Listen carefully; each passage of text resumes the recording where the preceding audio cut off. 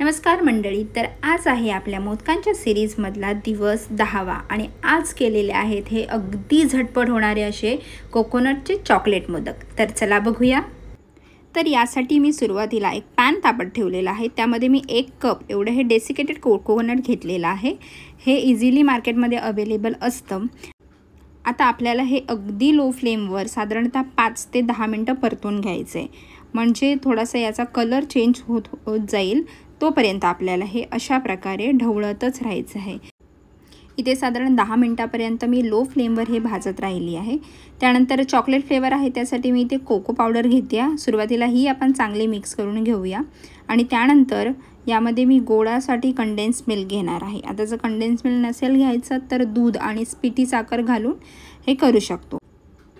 यानंतर मी कॉफीचं पाणी घेणार आहे। कॉफीमध्ये थोडंसं पाणी घालून हे ठेवलं होतं, तर ते घेणार आहे। त्याने खूप छान टेस्ट येते या मोदकाला, तर नक्की घ्या।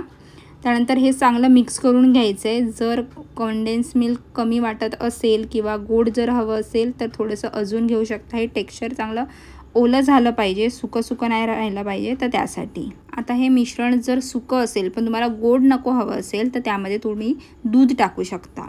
इथे माझं मिश्रण रेडी झालेलं आहे, बघू शकता कशा प्रकारे झालंय। तर ते मी एका वेगळ्या प्लेटमध्ये काढून घेते। थोडंसं थंड होऊ द्या, त्यानंतर आपण मोदक बनवायला सुरुवात करूया। इथे मी मोदकाचा जो साचा घेतलाय त्याला अजिबात तूप किंवा काही लावायची गरज नाही आहे। हे मोदक इझिली डिमोल्ड होतील। आतमध्ये मात्र चांगलं दाबून घ्यायचं आहे। या आधीचे जर मोदक बघितले नसतील तर नक्की बघा, चॅनलवर अवेलेबल आहेत, प्लेलिस्टसुद्धा आहे। इथे हे मी सगळे मोदक अशा प्रकारे बनवून घेते। मोदक कसे वाटतायत हे नक्की सांगा। टेस्टची तर चिंताच नाही आहे। व्हिडिओ बघितल्याबद्दल धन्यवाद।